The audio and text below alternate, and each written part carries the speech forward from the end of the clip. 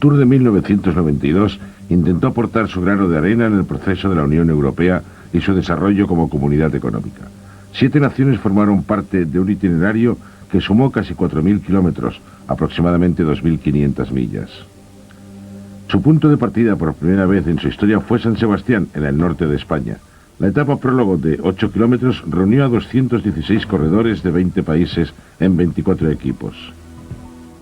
Steve Ballett, del equipo Motorola, líder del Tour en 2 ocasiones y cuarto al finalizar uno de ellos, salía con aspiraciones al triunfo. Otros debutaron por primera vez en el Tour. Uno de ellos fue Alex Zülle, suizo que corrió para uno de los equipos españoles. Ahí está Andy Hampsten, cuarto en el Tour de 1986 y jefe de filas del equipo Motorola. Greg LeMond, decidido a demostrar al mundo su gran clase. El tricampeón del Tour estaba de nuevo en la etapa prólogo contrarreloj, ansioso por borrar los recuerdos del año anterior. Pero el hombre al que todos querían batir era el español Miguel Indurain, ganador de la pasada edición del Tour y que estaba corriendo a tan solo 100 kilómetros de su pueblo, resuelto a demostrar a los suyos que seguía siendo el mejor. Y en la prólogo contrarreloj lo fue. Superó el mejor de los tiempos marcado por Alex Zülle de manera contundente y pasó a ser el primer líder de aquel Tour. He aquí un corredor con ambiciones, viste la camiseta verde y se llama Alex Zülle. Este consiguió unos preciosos segundos de bonificación que le permitieron acercarse al primer puesto de la general, ya que había quedado segundo en la etapa prólogo precisamente el día de su cumpleaños. Con la bonificación en su poder, lo único que tenía que hacer era no dejarse cazar por el grupo perseguidor, que en aquellos momentos estaba conducido por el maillot amarillo. En la subida al Heizkibel, la montaña que cada año forma parte de la clásica de San Sebastián, se sucedían los ataques. Aquí vemos a Armand de las Cuevas, compañero de Indurain en el equipo Banesto, marchando al frente. Un descenso peligroso, y Massimiliano Lely, que logró evitar la caída y mantenerse en la carretera con el grupo de cabeza, en el que también estaba Steve Roche. Al final, reagrupamiento general, pero en el descenso hacia San Sebastián, vemos un último y tardío ataque del corredor Dominique Arnaud, buen ciclista de cross que supo poner en práctica todas sus habilidades aquel día. Logró adelantarse y ganar la etapa en San Sebastián. La bonificación obtenida en la etapa le permitió vestirse el maillot amarillo en su 24º cumpleaños. La segunda etapa de 255 kilómetros condujo la carrera desde las húmedas costas de San Sebastián hacia Francia. Muy pronto hubo un ataque del francés Virenque. Aquel fue su primer Tour de Francia y su segundo año como profesional. El ambicioso corredor intentó dejar atrás al pelotón y logró abrir un hueco considerable, y quién sabe, quizá consiguiera el maillot amarillo. Fue Javier Megalde quien logró entrar primero, pero Virenque hizo gestos de triunfo.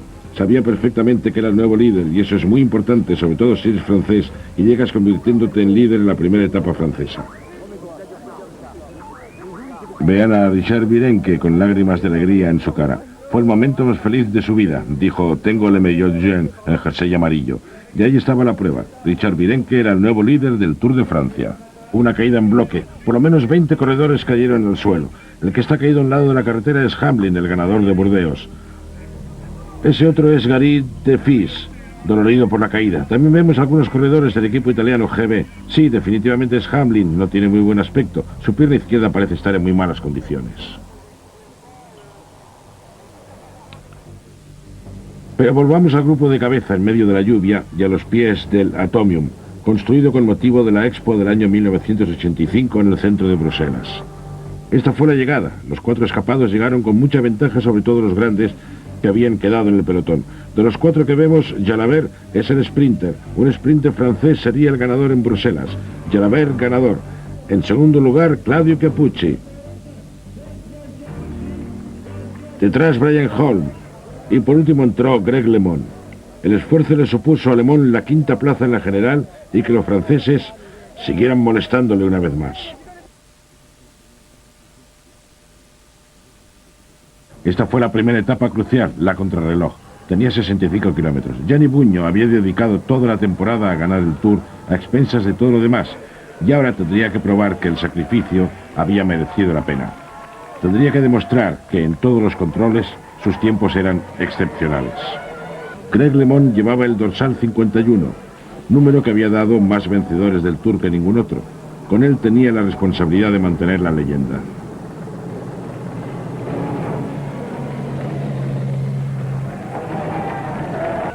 Aquí tenemos la salida del entonces líder Pascal Lino, con toda la presión que supone serlo. Esta sería la prueba más dura para él desde que se vistió de amarillo en Burdeos. Lino debería estar a la altura, pero ¿podría el color amarillo en sus espaldas empujarle a la victoria? Miguel Indurain parecía tranquilo. El corredor que lo puede ganar todo estaba inmutable, a pesar de que hasta el momento no había respondido a su condición de elegido, de ganador del Tour de Francia y de corredor de privilegio, que estaba dispuesto a demostrar su clase. Pero Miguel Indurain, que en sus tiempos parciales parecía decidido a comerse vivos a todos los demás, había cambiado evidentemente. Acababa de coger a Laurent Fignon, a 6 minutos de él en la salida, en una contrarreloj histórica, la más rápida de la historia del Tour. Le había sacado a Buño más de 3 minutos y se colocaba el segundo en la general detrás de Pascal Lino. Miguel Indurain aún no iba vestido de amarillo, pero ya estaba más cerca. Una vez más, Claudio Capucci intentaría ponerle las cosas difíciles a Indurain si es que quería ganar aquel Tour. Vyacheslav Yekimov a la cabeza del pelotón, Olaf Ludwig pegado a su rueda. Este es el hombre que va en cabeza, pero miren quién se acerca. Jalaber ataca, Jalaber en cabeza, Dyaparov justo en medio y Van Poppel atacando por el exterior. Y fue Jean-Paul Van Poppel quien finalmente ganó. Por fin los sprinters tuvieron su día. Bien, los Alpes ya estaban cerca, pero todavía faltaban 2 días.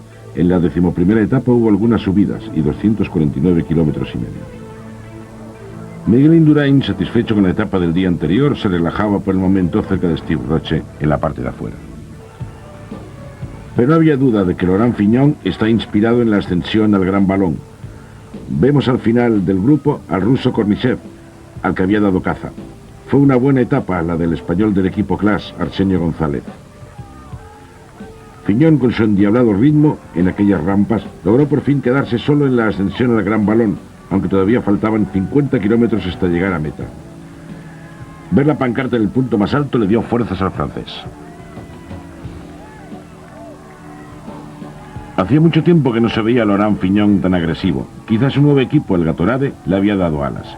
Fue extraordinario el esfuerzo de Fignon, que aquella mañana estaba a 7 minutos y 54 segundos, y que desde entonces podría acercarse más a todos sus rivales.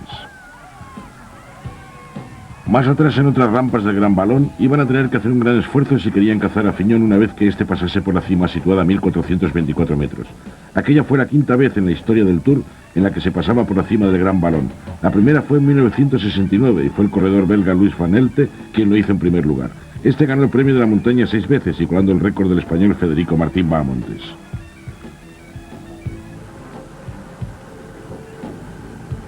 Fignon miró hacia atrás mientras serpenteaba el camino hacia el valle hacia el final de etapa.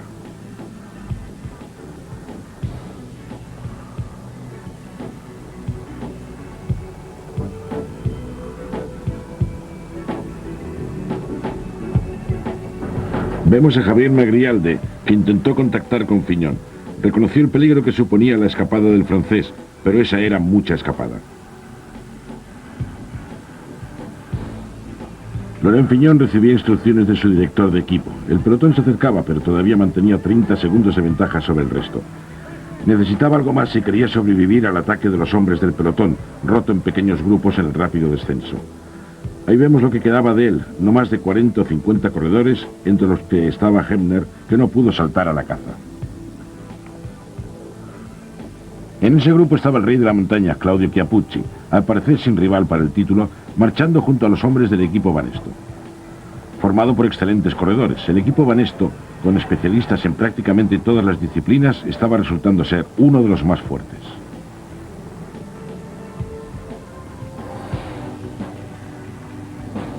Steven Roche hablando con su compañero de filas Girotto, el número 61. También vemos a Andy Hamsten, del Motorola. Esos hombres iban a tener que decidir entre dar caza a Laurent Fignon o permitirle un momento de gloria. Sabían perfectamente que no era una amenaza para la clasificación general, de manera que el grupo Banesto limitó la escapada sin mucho desgaste para ellos. 2 minutos de ventaja y 235 kilómetros recorridos. Debería ser suficiente para Fignon. Parecía haberlo conseguido. El grupo perseguidor fue cogiendo uno a uno a todos los escapados, pero no parecían estar bien organizados. No se veía una intención clara por parte de los grandes equipos por dar alcance a Fignon. Banesto no tomó una clara iniciativa como cabía esperar, RMO tampoco. Fignon no era una amenaza para ellos. Pascal Lino iba a mantener su puesto un día más y quizá incluso hasta las etapas de los Alpes. Fignon entró en las calles de la ciudad destacado después del tremendo esfuerzo. Nos recordó al corredor de los años 83 y 84, los de sus triunfos, y los espectadores lo agradecieron con sus aplausos. Aquella etapa de Fignon pasará a la historia del Tour de Francia como una de las más populares. Estoy seguro, Laurent Fignon es un corredor de gran discreción, pero cuando tiene algo que decir, lo dice alto y claro. Vemos al ganador de la etapa cruzando la línea de meta. Tras un agradable día en Dole, los corredores se enfrentaron a su primera jornada de montaña, llegando a la ciudad de Saint-Gervais, situada a los pies del Mont Blanc. Fue una larga jornada en la que intentamos pasarlo lo mejor posible, aunque los corredores parecían un poco cansados. Estaban ascendiendo al Col de Selève. El ritmo que se había marcado era más bien lento. Era una ascensión larga y dura, que conocí por primera vez en 1973, cuando el corredor Luis Ocaña lo coronó en primer lugar y cimentó así su victoria final en aquel Tour. Detrás a la caza Steve Roche, y creo que era Perico Delgado quien la acompañaba. Vemos juntos a dos ganadores del Tour. En el 87 fue Roche y Delgado en el 88. Vemos a Roche y a Delgado junto a Perini. Roche y Perini intercambiaron unas palabras. De hecho, Roche había aprendido italiano cuando perteneció al equipo Carrera, con el que ganó un Tour en 1987. Parecían ponerse de acuerdo para dar el salto. Aquella fue la oportunidad para Steve Roche, ya cerca de la llegada a Saint-Gervais, de sacarse la espina. Estuvo a punto de ganar la etapa de Valkenburg en Holanda, pero al final fue Gilles de Lyon quien se la llevó. Ahora podía intentarlo de nuevo. A su lado estaba un hombre duro de pelar, el español Perico Delgado, compañero de Indurain, que no dispuso de la libertad para poder ir a ganar el Tour y que se había resignado a ser el supergregario de Indurain. Delgado estaba a 7 minutos y 1 segundo de Pascal Lino, en 9ª posición en la general. La larga ascensión hasta Saint-Gervais, de tercera categoría, fue sin embargo una ascensión muy dura.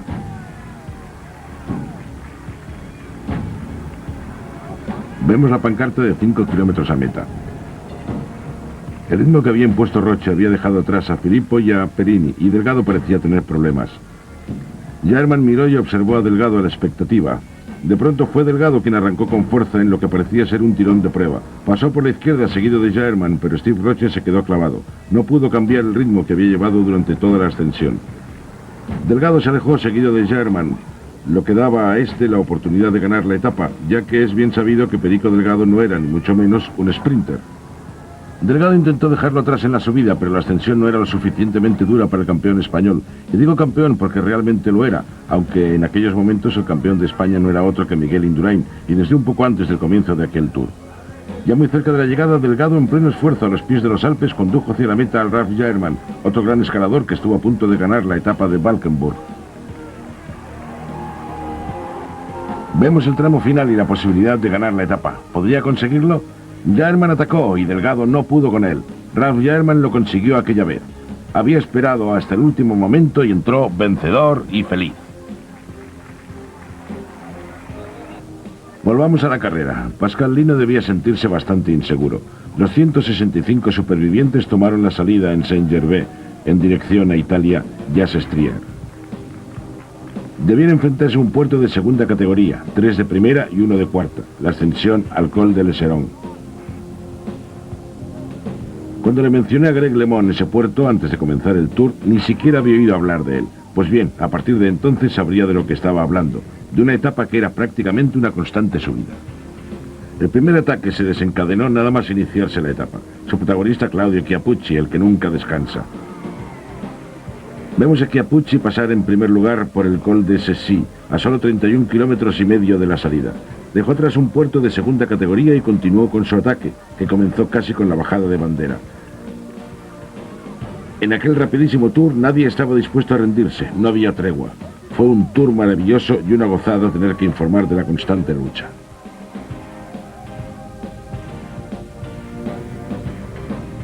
Chiappucci tomó la salida a 4 minutos y 54 segundos del líder en 7ª posición, y ahora era cabeza de carrera. En la cola del grupo vemos a Eric van der Lader. Aquel fue un mal día para el gran sprinter belga. Chiappucci iba marcando el ritmo y disfrutando de la escapada a la cabeza del grupo.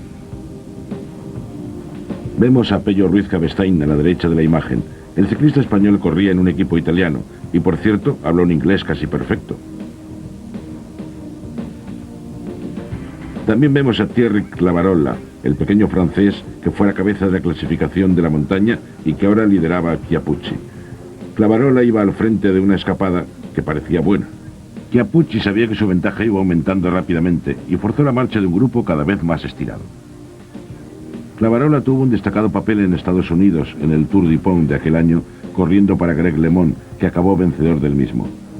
Fue el mismo Clavarola quien marcó el ritmo a LeMond en la subida a Wintergreen Resort y que le permitió a este acabar la prueba vestido de amarillo. Fue impresionante la subida de Chiappucci. Aquel era un día para atacar, pero de momento ni se veía ni se oía nada de Indurain, ni del líder Pascal Lino. Vimos a Dick Leblanc con muchos problemas. El campeón de Francia lo estaba pasando mal. El corredor del Castorama, vencedor del campeonato de Francia y que llegó a este Tour lleno de confianza en sí mismo, estaba siendo arrasado por su compañero de equipo Jean-Claude Bago.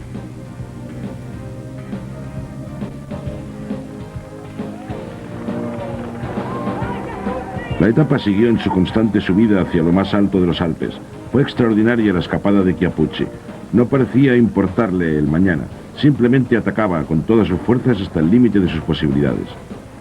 Algunos corredores parecían no dar crédito a lo que estaba sucediendo. Sean Kelly también estaba allí. Y González, Pérez, Butch y Gastón. Un bonito grupo que iba aumentando su ventaja. Vemos una bonita panorámica. Por fin teníamos un buen día en el Tour.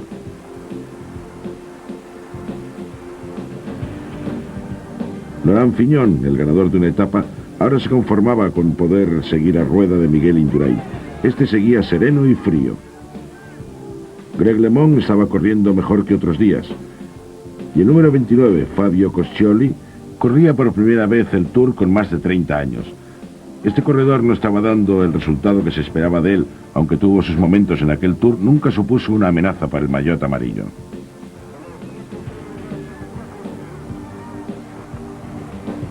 A punto de coronar la cima veíamos a Sean Kelly en la cola del grupo. El momento de enlazar con la cabeza de carrera aprovechando el largo descenso.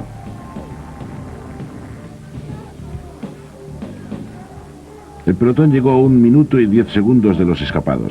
El maillot amarillo estaba entre ellos.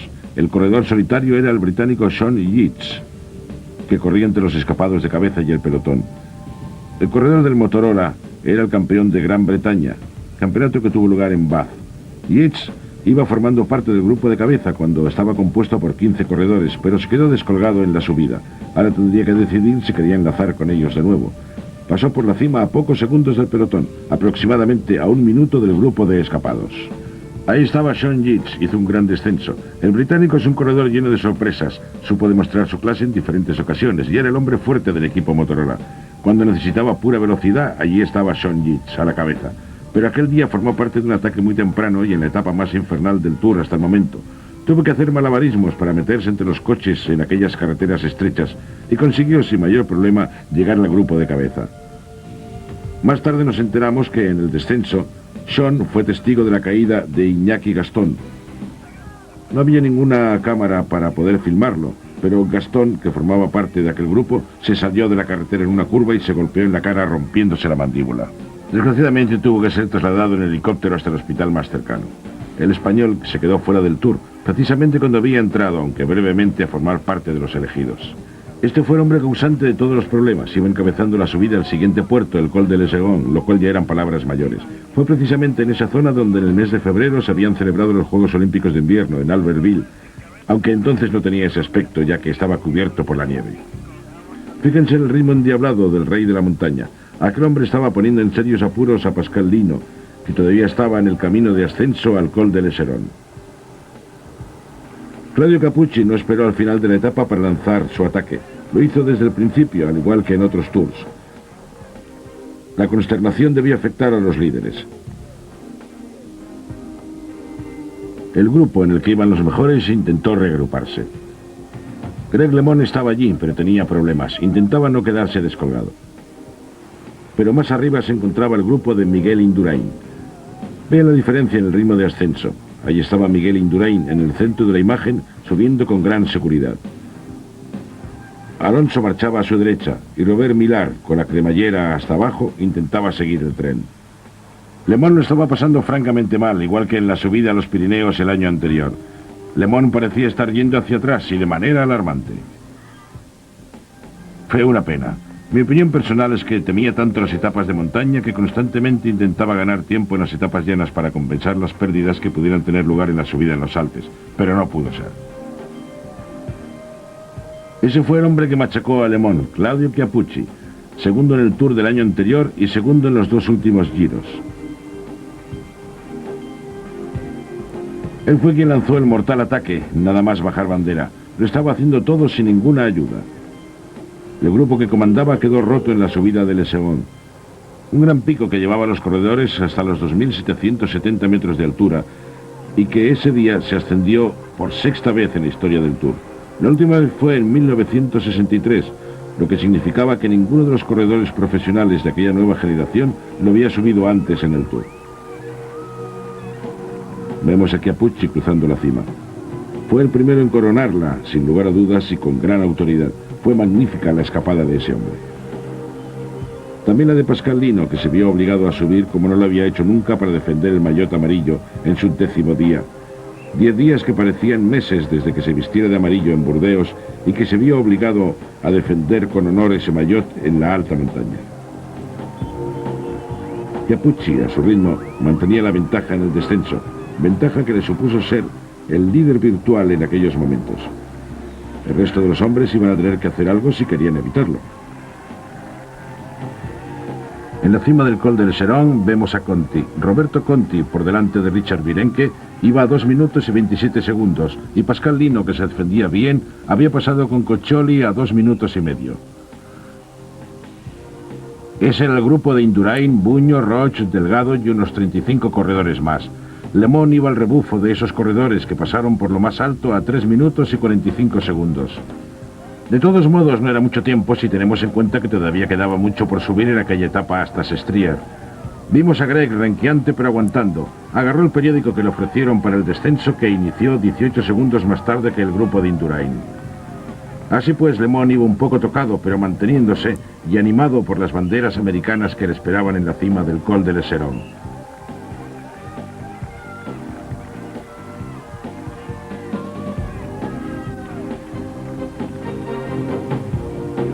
Todavía tendría que sufrir el Col de Montseny hasta llegar a Sestriere.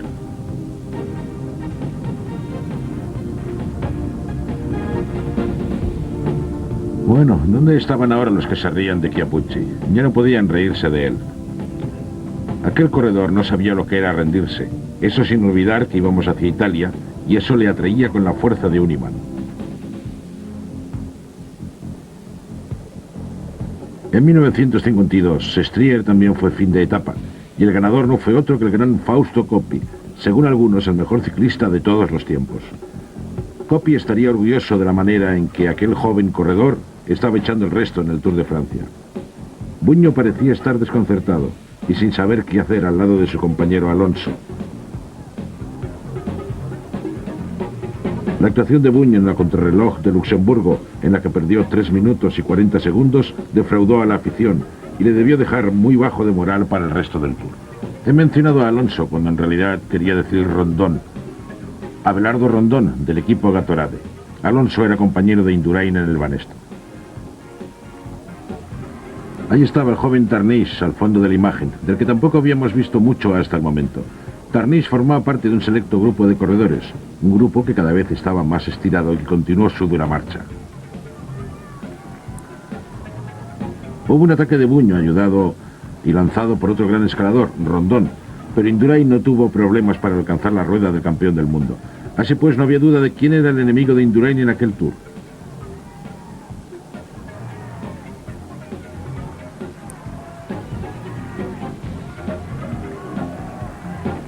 La ascensión al Col de Montseny continuó. Chiappucci seguía al frente de la carrera. Claudio Chiappucci había coronado todos los puertos de la jornada en primer lugar, lo que sin duda le colocaba destacado en el premio de la montaña. A medida que nos acercábamos a la cima, veíamos a Buño y a Indurain en actitud más ofensiva. Esos dos grandes habían conseguido, después de muchos esfuerzos, librarse del resto de corredores. En aquel momento estaban a 3 minutos y 33 segundos de Chiappucci, y eso parecía mucho tiempo. Chiappucci iba destacado.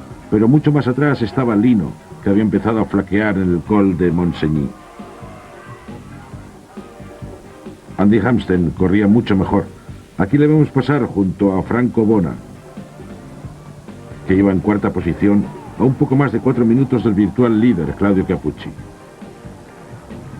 En el descenso de Montseny veíamos 2 hombres allá abajo que iban a la caza del escapado, el que fuera campeón del mundo, que seguía la rueda de Miguel Indurain.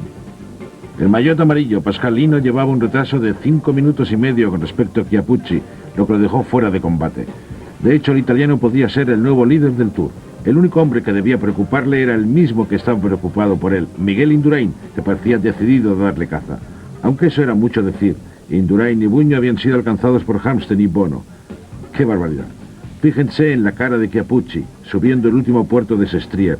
Daba la impresión de estar muy cansado después de la gran escapada del día. 190 kilómetros en solitario.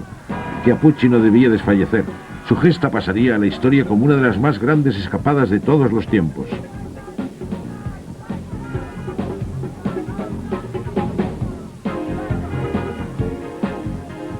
Pero Indurain lo sabía, y esta era la primera vez que le veíamos forzando el ritmo realmente, sin la ayuda de sus compañeros de equipo, confiando en sus propias fuerzas, haciendo todo el trabajo. La única vez que vimos a Indurain emplearse a fondo en aquel Tour fue en la contrarreloj de Luxemburgo, donde consiguió tal ventaja que le había permitido no esforzarse más hasta el momento. Pero entonces sabía que si quería ganar el Tour, tenía que pararle los pies a Chiappucci, y tenía que hacerlo ya. Vemos a Indurain con Buño a su lado. Buño hubiera pagado por ver cómo Indurain agotaba sus fuerzas y así poder atacarle al día siguiente en el largo camino a Alpe d'Huez. Buño había sido vencedor los 2 años anteriores y fue el único italiano que coronó aquel puerto en primer lugar desde que Fausto Coppi lo hiciera en 1952. Los que no seguían la etapa por televisión estaban allí, en la carretera, viendo cómo Chiappucci llegaba lentamente. Después de 4 horas en solitario tenía que ganar.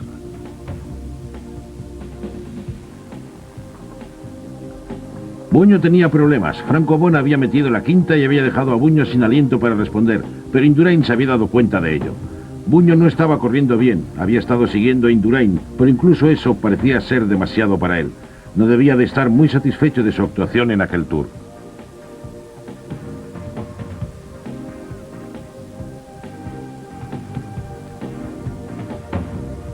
Vemos la larga y lenta subida que les llevaría hasta la cima de Sestriere, donde la multitud los esperaba. Andy Hampsten, que también tuvo que ceder terreno a Indurain, tenía problemas. Nosotros no pudimos adelantar a esos 2 corredores, son las reglas. Volvamos pues con Chiappucci. Todavía conservaba una buena ventaja, pero se estaban acercando. Al principio de la subida, a 10 kilómetros hacia la línea de llegada, la diferencia era de 2 minutos y 20 segundos sobre los 4 perseguidores, que ya no iban en grupo. Franco Bona lanzó un pequeño ataque. Algunos aficionados animaban a Buño.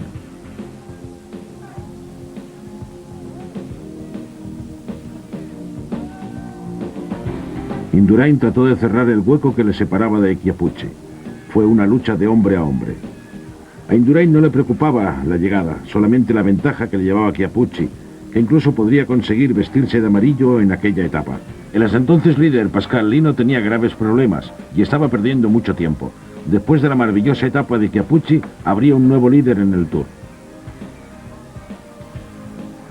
Fue una de las mejores escapadas que he visto en 20 años de Tour de Francia. Los italianos también lo sabían. Aquella gente estaba intentando ayudar a su compatriota y en su país. Son muy pocas las ocasiones en que el Tour ha entrado en Italia, y no iban a permitir que Chiappucci perdiera la etapa, ni que se derrumbase después del extraordinario esfuerzo que había realizado. No tuvo miedo a nadie, salió atacando desde el primer momento y quizá ni siquiera él se imaginó, cuando lanzó el ataque, que en aquellos momentos, a punto de concluir la etapa de 254 kilómetros, estaría donde estaba. Fíjense en la gente. Incluso las motos le cerraban el paso. Fue una pena porque perdió el ritmo. Hasta el mismo Chiappucci les pedía paso.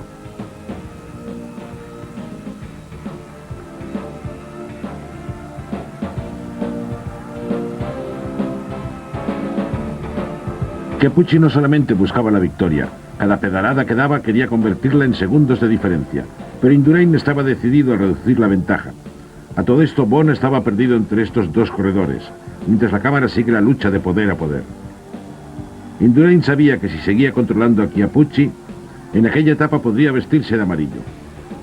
Era él quien podía sacar mayor partido de la etapa, saltando al primer lugar de la clasificación general. Todo el mundo sabía, y él también, que Pascal Lino había sucumbido en la subida a Sestriere.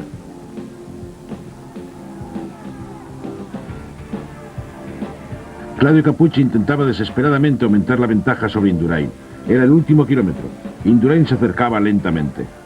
Muy lentamente pasó de 2 minutos a menos de 1 minuto y 45 segundos. Franco Bona, en algún lugar entre los dos, pasaba desapercibido. Y por fin la llegada de Chiappucci, que sería recordada como alguna de las mejores escapadas de la historia del Tour de Francia. Todo lo que tenía que hacer era aguantar hasta cruzar la línea de llegada. Toda su gente estaba esperándole en Sestriere. Había volado en solitario sobre todos y cada uno de los puertos de aquella etapa con aplastante autoridad, y por fin había llegado a Sestriere. Ahora encabezaba la clasificación de la montaña, y el tiempo diría si también se vestiría de amarillo.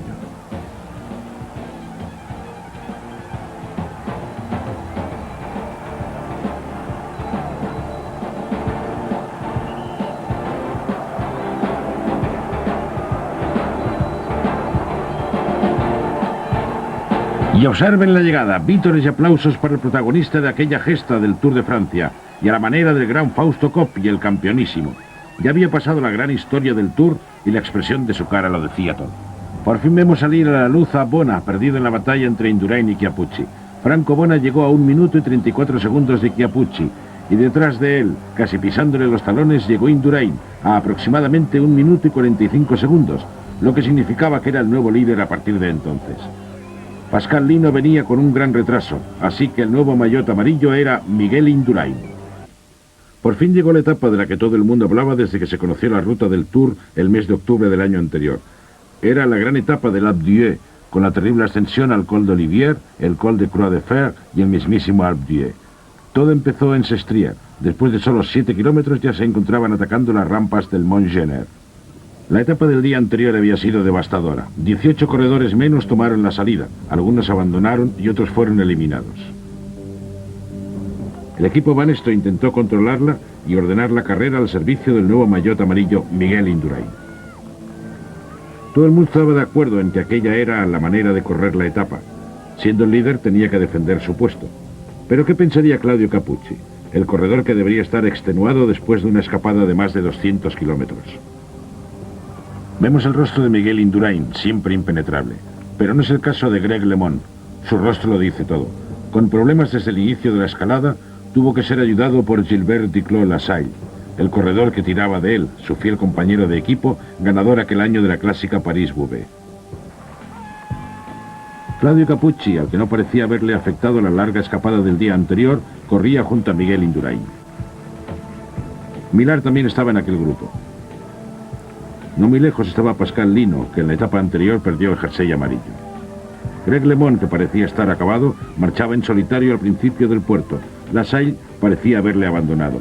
Llevaba 15 minutos de retraso y parecía totalmente impotente. Donde estaba sucediendo algo importante era lejos de allí. Greg LeMond estaba hablando con su director, Leger.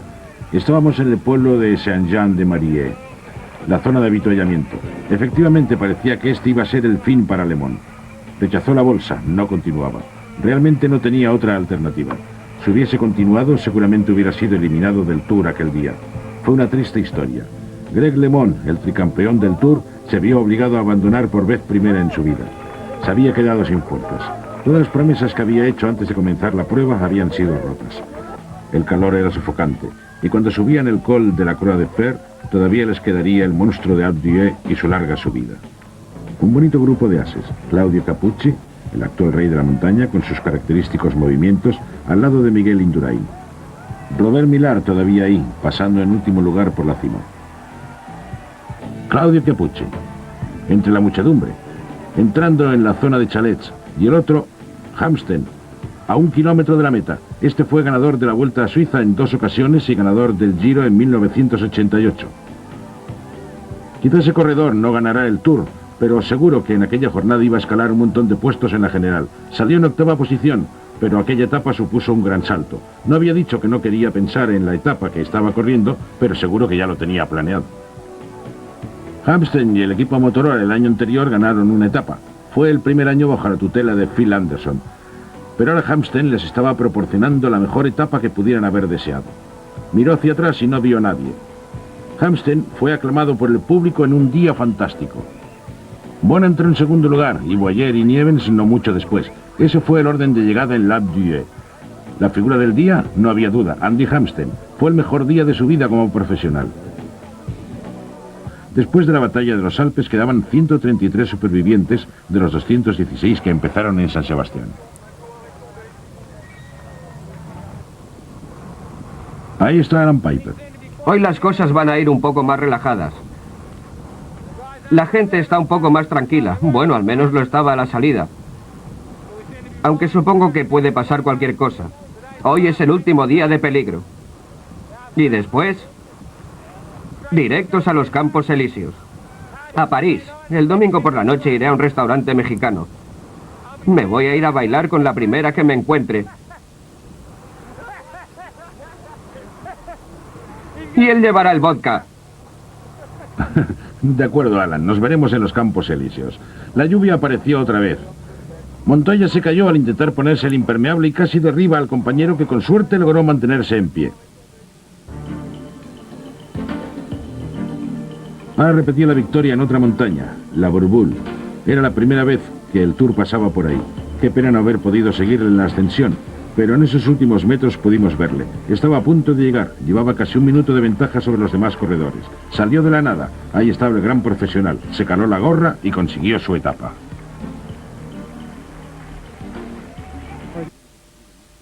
La 18ª etapa de 212 kilómetros nos llevaría hasta Tours. Los corredores habían recorrido más de 2000 millas. Ahí tenemos a Skibby, que parecía un indio. Los corredores estaban de buen humor. La etapa era llana y no debería haber ningún problema para Miguel Indurain, que a estas alturas ya estaría pensando en la antepenúltima etapa, la contrarreloj entre Blois y Nanterre, el próximo desafío. ¿Eso fue una proposición de paz para Chiappucci? No lo creo, me parece que Indurain tampoco.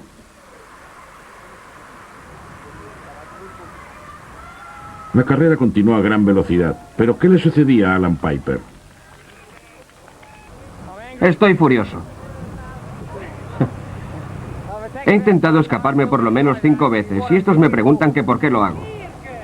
Le he dicho a Fondris, he pasado toda una semana llegando casi fuera de control, mientras vosotros os lanzabais cuesta arriba, y cuando soy yo el que intenta atacar, entonces me decís que vaya más despacio, que les den. Tienen ahí a gente como Ludwig, pero cuando estemos llegando me voy a marcar un buen sprint. Aunque no creo que me dejen. Seguro que salen a por mí. Alan Piper estaba en un buen momento, pero la lucha era muy fuerte y en más de una ocasión pensó que no llegaría al final. El fuerte viento de cola mantenía al pelotón más o menos unido. Era difícil escaparse. Este es Paul Andersen intentándolo y detrás Frans Maassen, que quizás se sintió culpable por haber desperdiciado la victoria en la etapa anterior junto con Marc Sergeant y habérsela regalado a Colotti. A medida que nos acercábamos al final, el pelotón iba reagrupándose continuamente, a la vez que se formaban nuevos intentos de escapada. Quizá tuviera razón Alan Piper y no fuera un final con todos al sprint. Hubo otro intento de unos pocos, pero el pelotón era constante en el contraataque. Aún había corredores que podían y deseaban ganar una etapa, pero una cosa es querer y otra muy diferente poder. Steve Roche intentó una vez más arañar segundos y lanzó su ataque. Junto a él iba Mauricio Frondies, del Panasonic. Debería haber seguido. El viento soplaba en el costado izquierdo de Roche y Claudio Cappucci aceleró. Esto sí podía ser un problema que obligaría a Miguel Indurain a salir detrás de él. La diferencia en la general seguía siendo de 1 minuto y 42 segundos. Este es Alan Piper, quien quiso intentarlo. Piper saltó del pelotón y consiguió unos metros de ventaja, pero estaban muy cerca.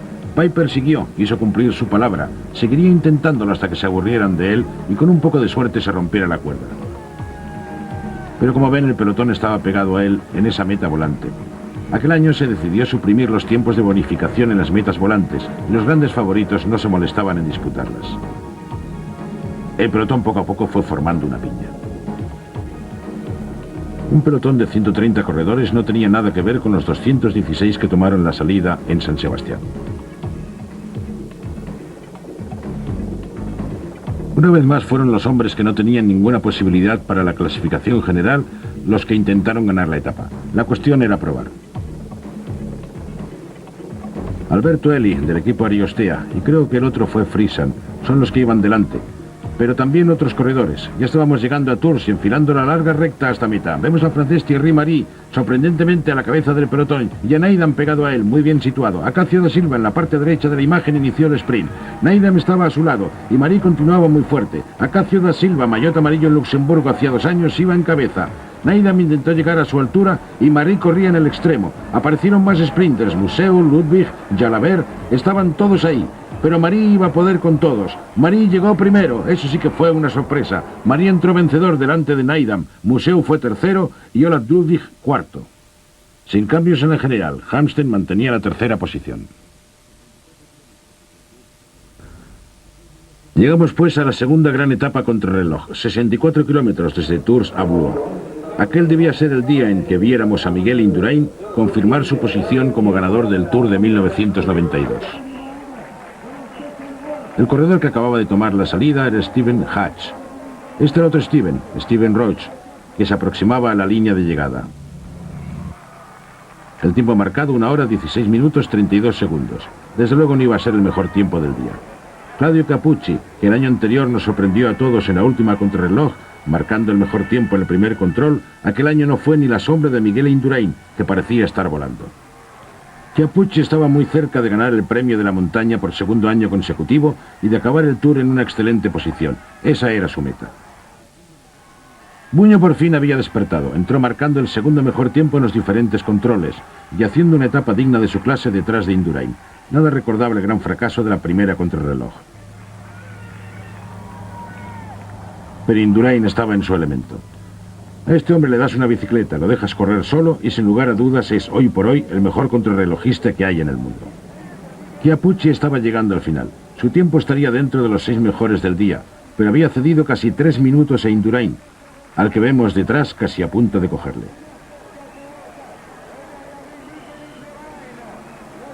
Capucci salió 3 minutos antes, pero Indurain consiguió el mejor del día, 1 hora, 13 minutos y 21 segundos. Buño, superándose a sí mismo, solo perdió 40 segundos. Quedó segundo en la clasificación del día y tercero en la general, detrás de Capucci. Son los 3 mismos hombres que acabaron primeros en la general del año anterior y que ahora, a 2 etapas del final, volvían a sentenciar el Tour cuando tomaron la salida hacia Nanterre, en la penúltima etapa de 222 kilómetros. Los supervivientes, en una actitud más relajada, se permitían juegos como este de Michel Denis, al que vemos competir con otro tipo de deportista. Fíjense. Vamos, Michel, y gana por medio cuerpo. Enhorabuena. Victoria para Michel Denis. Bueno, todavía quedaban 2 victorias de etapa. Quién sabe si una de ellas podía ser para él. Seguían los ataques en aquella carretera larga y llana que nos conduciría hasta la llegada en Nanterre, en las afueras de París. Al día siguiente sería la última, la de Champs-Élysées. La carrera siguió batiendo récords de velocidad bajo la vigilancia del equipo Banesto. La pequeña escapada del día tuvo lugar. Nadie le concedió la menor importancia, excepto el escapado, Peter de Klerk, que intentaría una segunda victoria para el equipo Lotto. Neyvens consiguió la primera en Coblenza. Peter de Klerk a la cabeza delante de Van Sella del equipo TVM y de Thierry Laurent, que era el tercer corredor escapado. Laurent a la izquierda, Van Sella a la derecha, pero fue de Klerk quien se llevó la palma. Ninguno de los 3 corredores contaba en la general, pero llegaron 7 minutos por delante del pelotón en el que iba Miguel Indurain. La general permaneció inalterada, con Capucci en segundo lugar, Buño en tercero. Hamsten bajó a la 4ª posición después de la contrarreloj que le dejaría fuera del podio. Y entramos en la última etapa del Tour de Francia. Fueron 141 kilómetros con salida en la Défense. En coche se puede llegar a la línea de meta en aproximadamente 10 minutos. Pero el recorrido que hacían en bicicleta les costaría unas cuantas horas. 141 kilómetros y 130 supervivientes tomaron la salida para la última etapa del Tour. Vemos a los participantes pasando cerca de la Torre Eiffel sin que hubiera habido ningún ataque digno de mencionarse. Y de camino a los Campos Elíseos. Un ataque digno de mención fue el de Yaroslav Ekimov, el que fuera campeón del mundo amateur. Estaba obligado a defender el título si decidía participar en el Campeonato del Mundo de Persecución. Veamos la rapidez de aquel corredor. Fue una dura lucha. El pelotón el año anterior consiguió una victoria de etapa parecida a esta, saltando a 2 kilómetros de la llegada. No hacía más que mirar hacia atrás, y eso es un error de principiante. Cuando vas lanzado no se mira buscando a los demás, porque ya está casi todo sentenciado. Simplemente corres lo más rápido que puedes. Lo vemos cruzando la Place de la Concorde, sobre el firme de pavés. Tras una curva se puede ver el final. Yaroslav Ekimov podía conseguir la victoria en una de las etapas más codiciadas del Tour de Francia, la victoria en los Campos Elíseos. Algo que el americano John Pierce consiguió en una ocasión para su equipo, el 7-Eleven. Un gran momento para él y que ahora podría ser para el antiguo soviético. Yaroslav Ekimov enfiló la recta de llegada, pero el pelotón iba pegado a él con los sprinters a la derecha. Museu, un corredor muy fuerte que sabía cómo aprovechar sus fuerzas, iba muy rápido. Vemos a Museu comiendo el terreno. Y ven con Ludwig salió del montón. Hola Ludwig, el compañero de equipo de Ekimov, le rebasó y entró vencedor. Van Popper fue segundo, Museu tercero y Jalabert cuarto. Todos eran sprinters. Pero el ganador del Tour de Francia fue Miguel Indurain, al que vemos siendo felicitado por sus compañeros. Fue el mejor y el más fuerte de la carrera y no había nadie que se atreviera a decir lo contrario.